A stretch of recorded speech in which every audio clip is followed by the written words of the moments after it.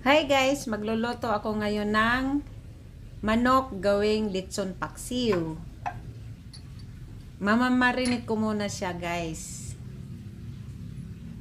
Yun, lagyan ko siya ng asin, tapos bawang. Yung bawang ginagayat ko yan para pinong-pino.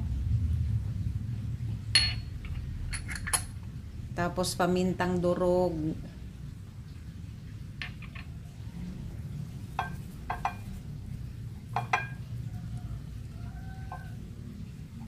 Lalamasin ko siya ng maigi para tatagos yung lasa sa laman.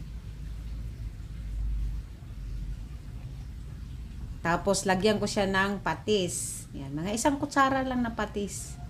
Pangpalasa lang. Yun. Tapos imamarinate ko siya ng 1 oras bago ko siya piprituhin.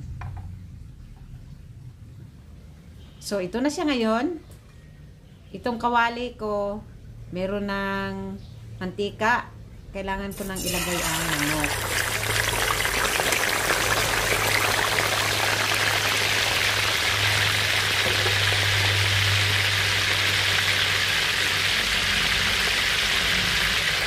Takpan ko siya para madaling maluto. Pagkatapos ng ilang minuto, ito na siya. Baliktarin ko. Kasi nag-brown na. Ayan. Ano muna siya? Ginawa kong fried chicken bago ko siya i-lechon kawali. Lechon paksiw. Ayan. Ito na siya. Luto na. So, kukunin ko na.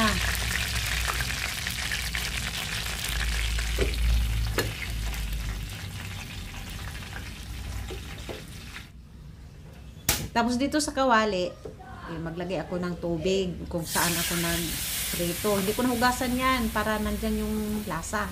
Yan, ilagay ko yung sibuyas, bawang,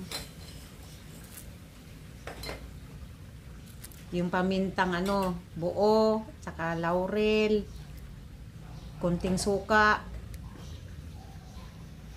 tapos yung Mang Tomas.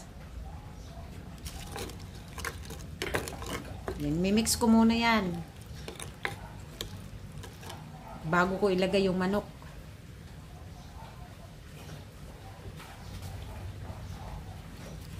Tapos ilagay ko na yung aking fried chicken. Yan, tatakpan ko saglit. Lagyan ko siya ng kunting brown sugar para medyo matamis ng konti. Ayan, okay na yan siya guys. Simple lang siya, madaling lutuin. Ang sarap nito, try nyo din. Thank you for watching, bye!